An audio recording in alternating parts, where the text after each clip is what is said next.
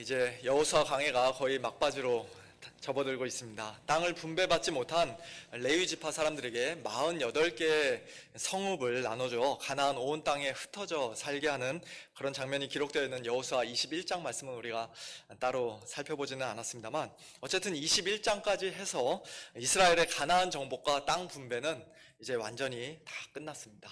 21장의 마지막 세 구절은 굉장히 중요한 말씀인데요, 여호와께서라는 단어와 모든이라는 단어가 여러 번 반복되면서 하나님 편에서는 이제 모든 약속을 다 지켜주셨다는 사실을 강조하면서 말씀합니다. 여호와께서 주겠노라, 예전에 맹세하셨던 모든 땅을 이스라엘에게 다 주셨다. 여호와께서 그들 주위에 안식을 주셨다. 여호와께서 그들의 모든 원수들을 그들의 손에 넘겨주셨다. 여호와께서 이스라엘 족속에게 말씀하신 선한 말씀이 하나도 남음이 없이 다 응하였다. 무슨 뜻입니까? 겉으로 보기에는 여호수아와 이스라엘 백성이 목숨 걸고 열심히 싸워서 가나안 땅을 정복하고 차지한 것 같았지만, 실제로는 그 모든 것이 다 하나님의 은혜였다는 것입니다. 가나안 땅은 하나님께서 이스라엘 백성에게 선물로 주신 것이었습니다. 그런 그들에게 이제 마땅히 요구되는 것은 그 가나안 땅에서 하나님을 바르게 섬기고 순종하며 사는 것이에요. 그래서 여호수아의 결론 부분이라고 할 수 있는 오늘 본문 22장부터 마지막 24장까지는 그들이 오직 하나님만을 섬기겠노라 하나님 앞에서 결단하고 서약하는 그런 장면들이 여러 번 반복해서 기록되어 있습니다. 그런데 그렇게 하나님만을 섬기며 사는 삶은 우리도 늘 경험하듯이 말처럼 쉬운 일이 아니죠. 도전과 방해가 많이 있습니다. 사탄 마귀에게 끊임없이 유혹을 받고 세상 사람들에게 조롱과 핍박을 받으며 또 우리 안에 남아있는 죄성으로 인해 또다시 범죄하고 넘어지는 그런 일들은 뭐 말할 것도 없고, 심지어는 함께 하나님을 섬기는 동료 성도들에게도 억울한 오해와 또 심한 공격을 받을 때가 있습니다. 오늘 본문 22장에 기록된 내용이 바로 그것입니다. 르우벤 지파, 갓 지파, 그리고 므낫세 반 지파는 이스라엘 다른 모든 지파들로부터 매우 억울한 오해를 받습니다. 22장은 사실 처음에 굉장히 아름답고 훈훈한 장면으로 시작합니다. 요단강 동편에서 일찍이 모세에게 먼저 분배받았던 자기들의 안정된 거주지를 떠나, 안락한 집과 사랑하는 처자식들을 떠나 다른 지파들을 돕기 위해 요단강을 건너 가나안 땅 정복 전쟁을 함께 수행했던 르우벤 지파, 갓 지파, 그리고 므낫세 반 지파가 이제 모든 사명을 다 마치고는 다시 요단강을 건너 자기들의 장막으로 돌아가는 그런 장면이 오늘 22장 앞부분에는 기록되어 있습니다. 형제 지파들을 위해 하루 이틀도 아니고 1, 2주도 아니고 1, 2년도 아니고 적어도 7년 이상 그런 오랜 세월 동안 전쟁터에서 목숨 걸고 싸우며 그들과 함께 동고 동락하는 그런 일은 정말 아무나 할 수 있는 일이 아니었습니다. 너무나 귀한 일이고 마땅히 칭찬받아야 할 일이었습니다. 그래서 오늘 본문 2절 이하에서 여호수아도 그들을 칭찬해 줍니다. 너희가 하나님께 잘 순종했구나. 너희가 이렇게 오랫동안 너희 형제를 떠나지 않고 하나님께서 맡겨주신 그 책임을 성실하게 다 완수했으니 이제 너희는 요단 동편 너희의 장막으로 돌아가라. 그렇게 그들을 칭찬하며 보내줍니다. 빈손으로 돌려보내지 않고 많은 재산과 가축과 보석과 의복과 같은 탈취물도, 다른 가나안 족속에서 빼앗았던 그 탈취물도 그들에게 풍성히 나누어줘 집으로 가지고 가게 합니다. 집으로 돌아가는 그들의 발걸음이 얼마나 가볍고 기뻤을까요? 내가 여기서 헛수고한 것은 아니었구나, 보람도 느끼고 굉장히 뿌듯했을 것입니다. 그런데 여호수아는 그들을 집으로 돌려보내기 전에 한 가지 신신당부를 합니다. 5절 말씀인데요, 오직 여호와의 종 모세가 너희에게 명령한 명령과 율법을 반드시 행하여 너희의 하나님 여호와를 사랑하고 그의 모든 길로 행하며 그의 계명을 지켜 그에게 친근히 하고 너희의 마음을 다하며 성품을 다하여 그를 섬길지니라. 요단강을 사이에 두고 이스라엘이 이제 동쪽과 서쪽으로 그렇게 나뉘어지게 되지만, 그러나 여호와 하나님을 섬기는 그 신앙만큼은 절대로 달라지거나 변질되어서는 안 된다고 말하는 것입니다. 그리고 그것은 자기들의 집으로 기쁘게 돌아가는 이 르우벤 지파, 갓지파, 므낫세 반지파도 똑같이 그렇게 생각하는, 당연히 동의하는 것이었습니다. 그런데 얼마 지나지 않아 이상한 소문이 하나 이스라엘 백성들 귀에 들립니다. 그것은 요단 동편에 있는 자기들 집으로 돌아간 그 두 지파와 반지파가 요단 언덕가에다가 큰 제단을 쌓았다, 제단을 세웠다라는 소문이었습니다. 그 소문을 들은 이스라엘 백성들은 즉시 모여 그들과 싸우러 가려 합니다. 단순히 말싸움이 아니라 전쟁을 하겠다는 것이에요. 가나안 족속들을 남김없이 다 진멸했던 것처럼 이제 우리가 너희를 진멸하겠다라고 그렇게 벼르면서 전쟁을 하겠다는 것입니다. 성도 여러분, 지금 이 상황이 이해가 되십니까? 겨우 제단 하나 쌓은 것 때문에 뭐 이렇게 호들갑을 떨고 전쟁까지 하려고 하는가? 우리는 얼마든지 그렇게 생각할 수 있습니다만, 그러나 당시에 제단을 따로 쌓는다는 것은 오늘날 교회가 좀 너무 머니까 내가 집 가까이 있는 다른 교회 가겠습니다라고 하는 겨우 그 정도의 일이 아니었습니다. 신명기 12장에서 하나님께서는 너희가 조만간 가나안 땅에 들어가면 하나님께서 정하신 한 곳에서만 공식적인 제사를 드리라 하고 명령하셨는데요, 지금 이 당시에는 실로가 바로 그것이었죠. 그렇게 실로에 하나님의 성막이 있고 하나님의 제단이, 공식적인 제단이 버젓이 서 있음에도 불구하고 또 다른 제단을, 큰 제단을 요단 강가에 따로 세웠다는 것은 하나님의 명령에 대한 불순종이요, 하나님께 대한 반역일 뿐만 아니라 이제 우리는 너희와는 다른 신을 섬기겠다라고 공공연하게 선포하는 그런 명백한 배도 행위였던 것입니다. 그러니 이스라엘 백성들로서는 당연히 그저 가만히 보고만 있을 수가 없었던 것이죠. 예전에 광야에서 이스라엘 백성들이 모압 여인들과 행음하고 모압 신을 섬기다가 하나님의 진노를 받아 2만 4천 명이 연병으로 죽었던 그 바알부올 사건처럼, 또는 최근에 여리고성에서 탈취물을 몰래 빼돌리고 숨겼다가 아이성 전투에서의 쓰라린 패배를 가져왔던 그 아간의 범죄처럼, 이번에 이 제단을 쌓은 일로 말미암아 하나님께서 이스라엘 전체에게, 12지파 모두에게 엄청난 진노를, 무서운 진노를 내리실 수도 있는 그런 심각한 범죄라고 이스라엘 백성들은 생각했던 것입니다. 22장 뒷부분에 가면 진실이 밝혀지는데요, 이 제단은 사실 요단강 동편에 거하는 두 지파반이 자기들끼리 따로 제사를 드리려고, 여호와 하나님이 아닌 다른 신을 섬기려고 쌓았던 제단이 아니었습니다. 훗날을 내다보며 좋은 의도로 만든 것이었어요. 세월이 흘러 혹시라도 자기들의 자녀들이, 자기들의 후손들이 요단강 서쪽 지파들로부터 무시당하거나 배척당하지 않도록, 우리는 너희하고 이제 아무 상관이 없어, 그런 말을 듣지 않도록 오히려 이스라엘 전체의 진정한 연합을 위해, 하나됨을 위해 이들이 세워놓았던 하나의 증거요 기념물이었습니다. 누가 처음에 아이디어를 냈는지 몰라도 참 좋은 아이디어였습니다. 좋은 생각임에 틀림이 없습니다. 그런데 한 가지 아쉬운 점이 있습니다. 그렇게 좋은 일을 여호수아와 미리 좀 상의했더라면, 이스라엘 서쪽 지파, 요단강 서쪽 지파 사람들에게도 미리 좀 알려줬었더라면 처음부터 불필요한 오해를 얼마든지 막을 수 있었을 텐데, 그들은 그렇게 하지 않고 그저 자기들끼리 이야기하고 자기들끼리 제단을 세웠던 것입니다. 어느 날 큰 제단 하나가 요단 강가에 떡 하고 세워지니까 이스라엘 백성들의 눈에는 당연히 그들이 배도한 것으로 보였던 것이죠. 누구라도 그렇게 오해할 수밖에 없는 상황이었습니다.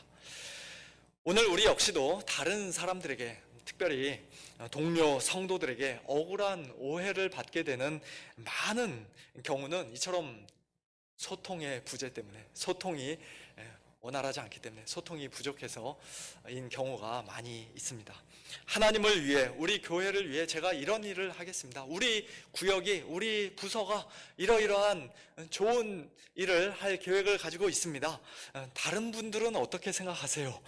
그렇게 한마디만 미리 말해준다면 그 일이 정말로 이상한 일, 어리석은 일이 아닌 이상 도시락 싸들고 다니며 이렇게 말릴 사람은 우리 교회에 아무도 없을 것입니다. 오히려 나도 그 좋은 일에 동참하고 싶습니다. 그렇게 말하는 든든한 동역자들을 많이 얻을 수 있을 것입니다.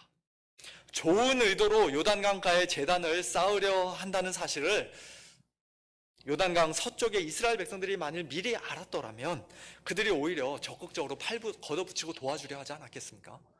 저 사람들이 우리를 위해서 7년이 넘도록 이렇게 고생하며 희생해 줬는데 이 제단은 우리가 세워줍시다. 아마 그렇게 말했을는지도 모릅니다. 몇 달 전 우리 교회 펜스를 세울 때 많은 성도님들께서 그 좋은 취지와 필요성을 들으시고 다 같이 기쁨으로 동참해 주셨던 것이 저에게는 큰 격려와 도전이 되었습니다. 또 몇 주 전 우리 교회에서 노회를 준비하면서도 많은 성도님들이 토요일 날 교회에 나오셔서 함께 교회 구석구석을 청소해 주시고 수리해 주시고, 또 노회 당일 날에는 우리 세 분의 시무장로님들 회사도 안 나가시고 하루 휴가를 내고 하루 종일 노회에 참석하시면서 손수 고기도 구워주시고, 또 그날 많은 다른 성도님들도 함께 나오셔서 자원하는 마음으로 섬겨주셨던 것이 얼마나 참 감동적이고 인상적이었는지 모릅니다. 코로나로 인해 경제적으로 다들 어려울 때이지만 돈이 부족해서 우리가 하나님의 일을 못하는 것이 아니라, 시간이 없어서 섬기지 못하는 것이 아니라 서로 간에 소통이 부족해서, 이해가 부족해서 못하는 경우가 더 많겠구나라는 그런 생각을 저는 했습니다. 또 많은 교회들이 당회나 재직회나 공동회의 때 아무도 질문하지 않고 그냥 빨리 끝내는 것을 자랑스럽게 여기면서 그게 은혜스러운 것이라고 이야기를 하는데요. 저는 우리 교회가 그런 자리에서 누구라도 자유롭게 손들고 질문하고 발언하는 그런 분위기가 되면 좋겠습니다. 물론 뭔가 일부러 트집 잡기 위해, 누군가를 악의적으로 비난하기 위해 큰 소리 버럭 내면서 화를 내는 그런 말은 우리가 당연히 하지 말아야겠습니다만, 궁금한 것이 있으면 얼마든지 질문하고 또 좋은 의견이 있으면 허심탄회하게 이야기할 수 있는, 발언할 수 있는 그런 교회. 그럼으로써 서로 간에 원활한 소통이 이루어지고, 그래서 다 같이 한 방향으로 함께 나아가고 한마음 한뜻으로 하나님을 기쁘시게 섬기는 우리 서문교회가 될 수 있기를 예수님의 이름으로 축원합니다. 요단강가에 큰 제단이 세워졌다는 소식을 들은 이스라엘 백성은 요단강 동편의 두 지파 반과 싸우려고 전쟁 준비를 했지만, 다행히도 그들은 우르르 몰려가 곧바로 싸우지 않고 먼저 대표단을 파견했습니다. 민수기 25장에 기록되어 있는 그 바알 부올 사건 때 텐트 안에서 함께 행음하던 이스라엘 남자와 모압 여인의 배를 창으로 꿰뚫음으로써 하나님의 진노를 그치게 했던 비느하스, 그 비느하스가 대표로 서고, 또 요단 서편 각 지파의 대표인 10명의 천부장들, 그들이 대표단을 이루어서 요단 동편으로 직접 찾아갔습니다. 물론 이때만 해도 그들은 요단 동편 사람들을 여전히 오해하고 있었기에 오늘 본문 16절 이하의 말씀처럼 너희가 어찌하여 이스라엘 하나님께 범죄하여 오늘 여호와를 따르는 데서 돌아서서 너희를 위하여 제단을 쌓아 너희가 오늘 여호와께 거역하고자 하느냐, 그렇게 그들을 엄히 책망하고 그 죄에서 당장 돌이키라고 촉구하는 그런 실수를 범하긴 했습니다만, 그럼에도 불구하고 대표단을 파견한 것은 굉장히 잘한 일이었습니다. 결국 그 대화를 통해 상대방으로부터의 정확한 해명과 모든 자초지정을 다 들음으로써 그 제단이 좋은 의도로 세워진 것이었다는 사실을 온 이스라엘 백성이 다 알게 되었기 때문입니다.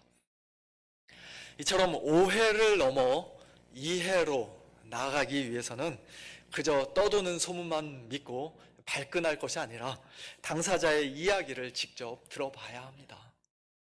두 사람이 싸웠을 때에도 제3자로서 어느 한쪽의 이야기만 들으면 다른 한 사람을, 멀쩡한 사람을 아주 못된 사람으로 만들 수 있고 억울한 마녀 사냥을 할 수도 있기 때문에 양쪽의 말을 똑같이 다 들어봐야 합니다. 물론 양쪽 말을 다 들어도 두 사람의 말이 서로 너무 달라서 어느 말이 진짜인지 진실인지 분간하기 어려운 경우도 간혹 있습니다만, 그러나 필요하면 다 같이 삼자 대면을 해서라도 서로 얼굴 보며 충분히 대화하고 상대방의 말을 주의 깊게 경청하다 보면 많은 경우에 처음에 그 섣부른 오해와 또 잘못 알았던 그런 생각들이 눈 녹듯이 다 사라지고 또 서로를 더 잘 이해할 수 있게 되는 것을 우리가 종종 경험합니다.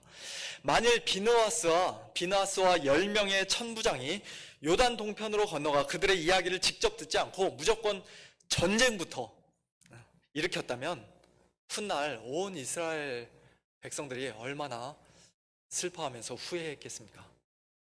하지만 그때는 이미 늦은 것이죠. 양쪽 모두가 다 큰 피해를 입고 씻을 수 없는 상처를 받았을 것입니다. 그런 비극적인 일을 지금 이 대표단이 아주 지혜롭게 잘 막은 것이에요. 비느하스와 10명의 천부장으로 구성된 이 대표단이 그들을 찾아가서 했던 말 중에 우리가 특별히 주목해서 보기를 원하는 말씀이 한 구절 있습니다. 19절인데요.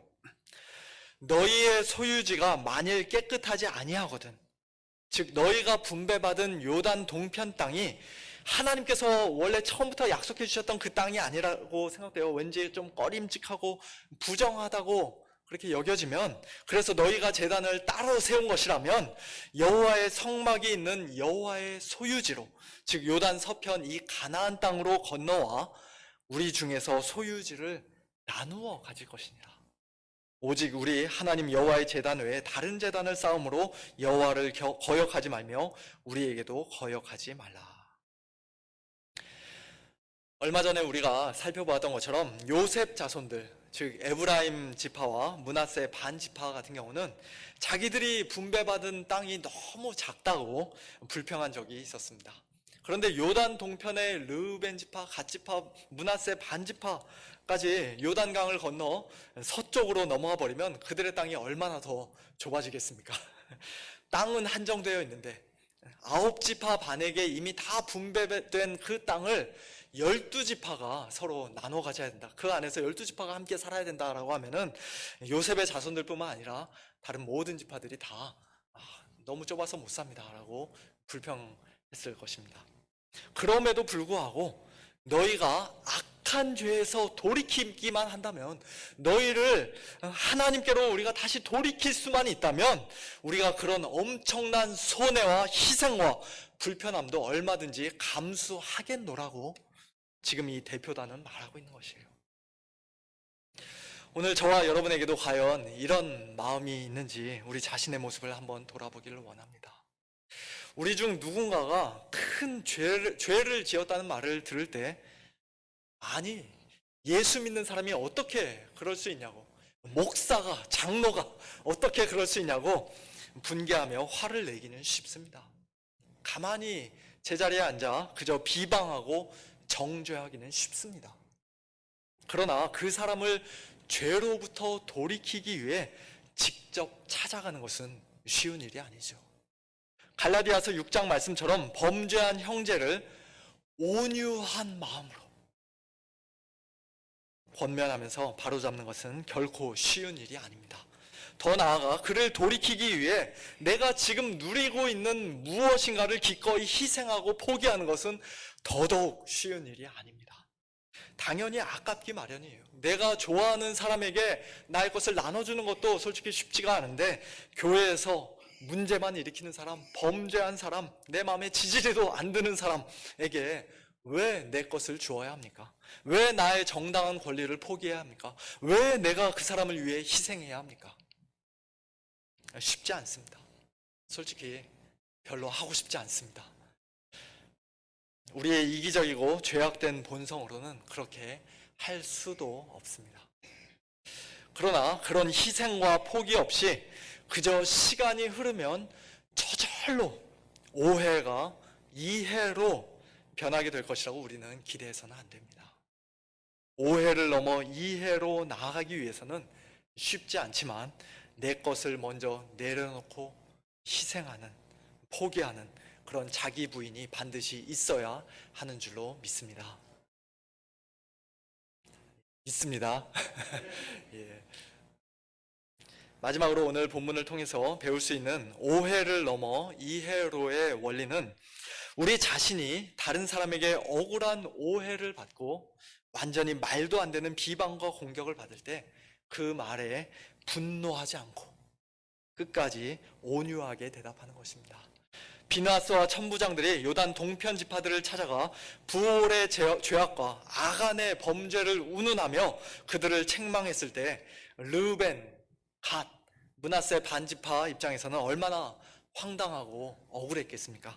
전혀 나쁜 의도로 만든 재단이 아닌데 오히려 후손들의 신앙을 염려하면서 100% 좋은 의도로 만든 것인데 그것을 전혀 이해하지 못한 채 억울한 엉뚱한 소리를 하며 자신들을 비난하는 그 비나스 일행이 심히 야속하고 원망스러웠을 것입니다. 그러나 오늘 본문 22절부터 29절까지 길게 기록되어 있는 그들의 대답을 보면 그들은 아니 당신들 도대체 우리를 어떻게 보고 이런 말도 안 되는 중상모략을 하는 것입니까? 그렇게 목소리를 높이며 화내지 않았습니다. 흥분하지 않았습니다. 억울하게 오해받았다고 나쁜 놈 취급받았다고 상처받지도 않았습니다.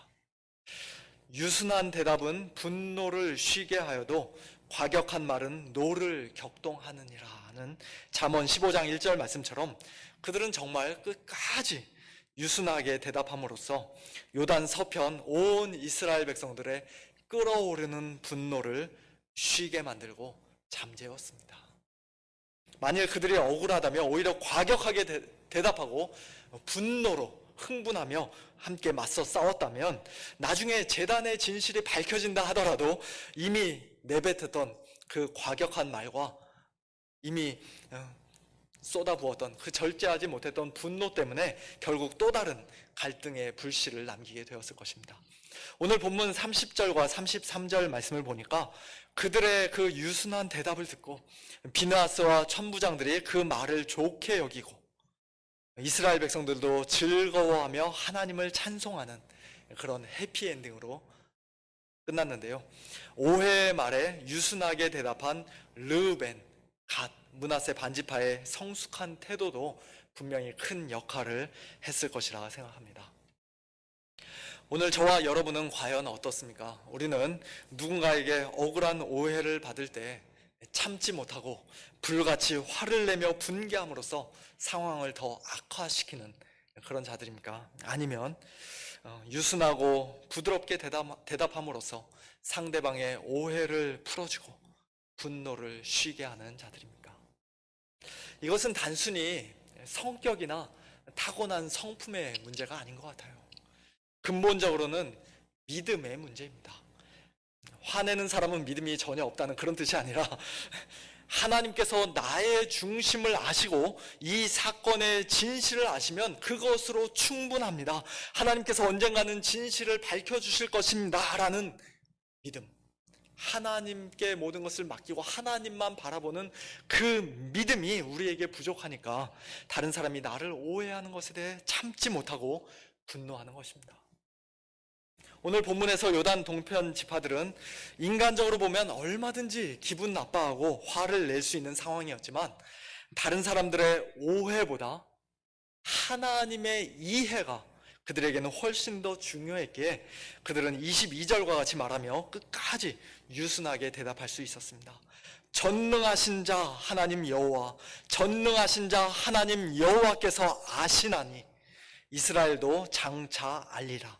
이 일이 만일 여호와를 거역함이거나 범죄함이거든 주께서는 오늘 우리를 구원하지 마시옵소서. 당신들이 뭐라 하든 우리는 이 일에 대해서 하나님 앞에 떳떳합니다. 조금도 부끄럽지 않습니다. 결국 당신들도 진실을 다 알게 될 것입니다. 그런 믿음에서 나오는 담대함과 자신감, 자유함과 온유함이 이들에게는 있었던 것입니다. 이제 오늘 말씀을 맺겠습니다. 오해에서 이해로 어떻게 넘어갈 수 있는가? 오늘 본문에 기록된 이 요단강가의 제단 사건을 통해 크게 세 가지를 살펴보았습니다. 먼저 아무리 좋은 일이라도 서로 간에 소통이 필요합니다. 상대방에게 미리 말하고 이해를 구하면 많은 경우에 불필요한 오해를 방지할 수 있습니다. 둘째, 누군가에 대해 어떤 이상한 소문을 들을 때 그것을 철석같이 믿고 불같이 화를 내거나 그저 비난만 할 것이 아니라 당사자를 직접 찾아가 그의 말을 듣고 경청하려는 노력을 우리는 기울여야 합니다. 그리고 만일 그 사람이 정말로 하나님 앞에서 범죄했다면 그 죄에서 돌이키라고 권고하고, 또 필요하면 내 것을 희생하고 포기하면서라도 그를 도와주어야 합니다. 셋째, 남이 나를 억울하게 오해하고 공격할 때는 그것에 분노로 반응하지 말고 모든 것을 다 아시는 하나님께 맡기고 하나님을 바라보며 하나님을 신뢰하며 끝까지 유순한 대답을 해야 합니다. 과격한 말은 상대방의 노를 더 격동시키지만 유순한 대답은 분노를 쉬게 합니다. 저는 이런 중요한 원리들이 단순히 우리의 인간 관계에만 해당되는 것이 아니라고 믿습니다. 하나님을 한없이 오해하여서 원래부터 하나님을 미워하고 싫어하고 하나님께 범죄하고 반역했던 저와 여러분에게 하나님께서 바로 이 원리를 가지고 우리를 대해 주셨기 때문에 우리가 이제는 하나님을 이해하고 사랑하는 성도로서 오늘 이 자리에 앉아 있는 것 아니겠습니까? 우리 하나님께서는 소통의 하나님이십니다. 아담과 하와가 범죄하자마자부터 하나님께서는 뱀의 머리를 깨뜨리고 우리를 구원해 주실 메시아를 보내주시겠노라는 그와 같은 약속을 오랜 세월 동안 수도 없이 여러 번 말씀해 주셨습니다. 단순히 말씀만 하신 것이 아니라 하나님은 그 약속을 지켜주셨고 우리를 직접 찾아오기까지 하셨습니다. 하나님이신 분이 사람이 되어 이 땅에 오셨습니다. 그리고 이 땅에서 살아가는 우리의 이야기를 경청해 주셨습니다. 그저 귀로만 경청해 주신 것이 아니라 온 몸과 영혼으로 경청해 주셨습니다. 아무 죄가 없으신 예수님께서 실제로 우리가 받는 모든 시험을 똑같이 다 받으셨고 우리와 똑같은 인간적인 연약함에 휩싸여 억울한 오해와 고난을 받으시고 죽기까지 하심으로써 우리의 아픔과 슬픔과 고통과 눈물을 다 헤아려 주시고 우리를 이해해 주시고 우리를 불쌍히 여겨 주셨습니다. 무엇보다도 우리를 죄에서 돌이키시기 위해 우리를 하나님만 섬기는 자로 만들어 주시기 위해 예수님께서는 자신의 모든 것을 가장 귀한 생명까지도 다 포기하고 희생하셨습니다. 십자가에서 피와 물을 아낌없이 다 쏟아 주셨습니다. 끊임없이 하나님을 오해하고 말도 안 되게 예수님을 오해했던 우리에게 과격하게 대답하지 않으시고 오래 참아 주심으로써 오히려 내가 너희를 사랑한다 유순하게 대답해 주심으로써 아니 털 깎는 자 앞에서 잠잠한 양같이 그 입을 열지 않고 십자가에 못 박혀 죽어 주심으로써 예수님께서는 마침내 우리를 구원해 주셨고 우리에게 하나님을 아는 참된 이해와 지각을 주셨습니다.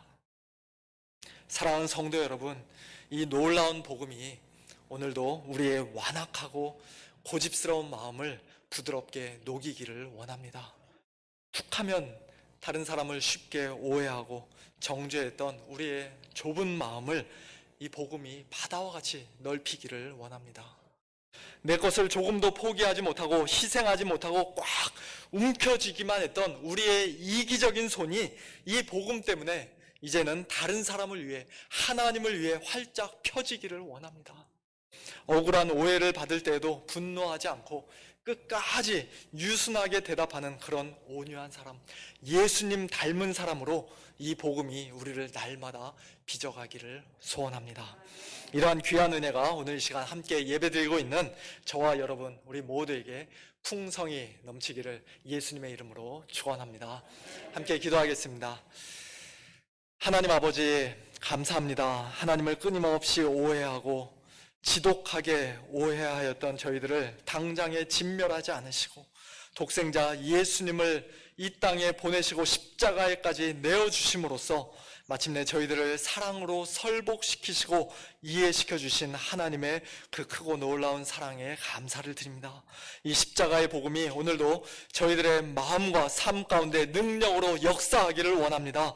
다른 사람에 대한 섣부른 오해와 긍휼 없는 비방과 정죄를 그치고 다른 사람의 진정한 유익을 위해 나의 것을 내려놓고 포기할 줄 알며 혹 억울하게 오해받을 때에는 끝까지 온유하게 대답하는 성숙한 저희 모두가 되게 하여 주시옵소서. 진리 안에서 참된 이해와 진실한 마음으로 하나님만을 온전히 섬기는 저희 모두가 되게 하시고 우리 서문교회가 되게 하여 주시옵소서. 감사드리며 예수님의 이름으로 기도하옵나이다. 아멘.